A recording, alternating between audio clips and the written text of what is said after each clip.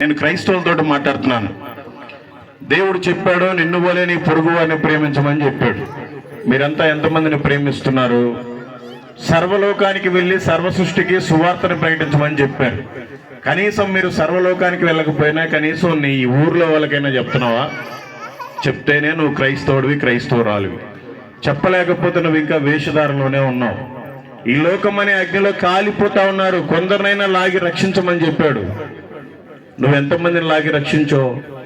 నేను ఒక భయంకరమైన వ్యక్తిని ఇప్పటి వరకు నా నోటితోటి యేసుప్రభు దేవుడని 1,60,000 మందికి చెప్పాను. 79 మంది బాప్తిస్మం తీసుకున్నారు. మరి నీ వాళ్ళని ఎంతమంది తీసుకున్నారు?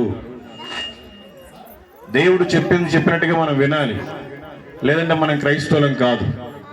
నమ్మి బాప్తిజం పొందావు, నిజమైన దేవుడు యేసుక్రీస్తుని తెలుసు కూడా ఇంకానే నువ్వు అబద్ధాలు ఆడుతున్నావా? అయితే నువ్వు మారాలి. ఇంకా బూతులు మాట్లాడుతున్నావా? నువ్వు మారాలి. దేవుడు చెప్పాడు, ఈ భూమి మీద మీ కొరకు ధనమును సమకూర్చుకోవద్దు, పరలోకంలో మీ కొరకు ధనాన్ని సమకూర్చుకోండి. ఇక్కడ సమకూర్చుకున్న అన్నీ వదిలేసి వెళ్ళిపోవాలి. మరి నీ గంటూ పరలోకంలో ఏమన్నా ఉందా? ఇప్పటి వరకు ఏదో నామకార్థంగా ఉన్నారేమో, కనీసం ఇప్పటి నుంచైనా బలపడండి. కాలము సంపూర్ణమై ఉన్నది, దేవుని రాజ్యం సమీపించింది. ఆయన చెప్పాడు, నేను దొంగ వలె వస్తాను అని. నేను రాబోయే ముందు ఏమేం జరుగుతాయని చెప్పాడు. రాజ్యాల మీదకి రాజ్యాలు, యుద్ధాల మీదకి యుద్ధాలు. ఇప్పటికే ఆల్రెడీ అన్ని తయారవుతున్నాయి. సునామీలు వస్తున్నాయి, యుద్ధాలు వస్తున్నాయి, రోగాలు, కరువులు అన్నీ వస్తున్నాయి. మరి మాకేంటి? సిద్ధపాటు కలిగి ఉండాలి. ఓహో, ప్రభు రాకడ అయింది. ఇవన్నీ సూచనలు ముందే చెప్పాడు కదా దేవుడు అని. కనుక మనం గనుక సరిగ్గా లేకపోతే నరకం అనేది వేరే వాళ్ళకి కాదు, క్రైస్తవులకే.